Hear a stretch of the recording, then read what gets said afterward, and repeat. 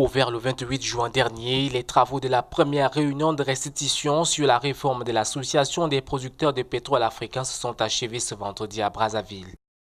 Des travaux tenus dans un contexte marqué par une baisse drastique des prix des hydrocarbures sur le marché mondial, ce qui amène l'APA à prendre un nouveau départ. Nous faisons face au défi de la baisse des prix des hydrocarbures. Et aujourd'hui, l'Afrique, qui pèse 12% de la production pétrolière mondiale. Si vous prenez l'Afrique comme une seule entité, nous sommes le premier producteur pétrolier mondial. Et imaginez, avec ça, nous ne consommons que 4% de la production pétrolière mondiale.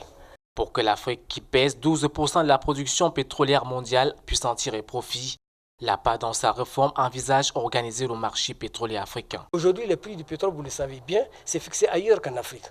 Il est temps que nous organisions de façon à ce que, au-delà du marché physique africain, nous puissions aller vers un marché financier pour que nous puissions nous-mêmes fixer notre pétrole. L'Association des producteurs de pétrole africains prévoit ici une conférence des chefs d'État afin de concrétiser ce projet. Nous prévoyons même une conférence des chefs d'État. Il faut que nos chefs d'État, justement, s'approprient ce facteur de développement aussi stratégique et aussi important que le pétrole et l'énergie.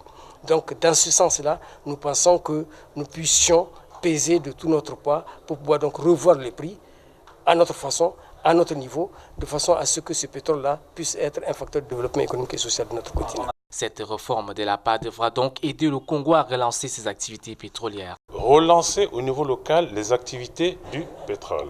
La réflexion sur la réforme de l'APA, donc il faut revoir les institutions, non seulement internationales, donc de commandement, mais également l'institution locale. Représenté par le directeur du cabinet du ministre des Hydrocarbures, le gouvernement congolais s'est réjoui de la tenue de cette première réunion à Brazzaville. La seconde est prévue à Cotonou au Bénin en septembre prochain.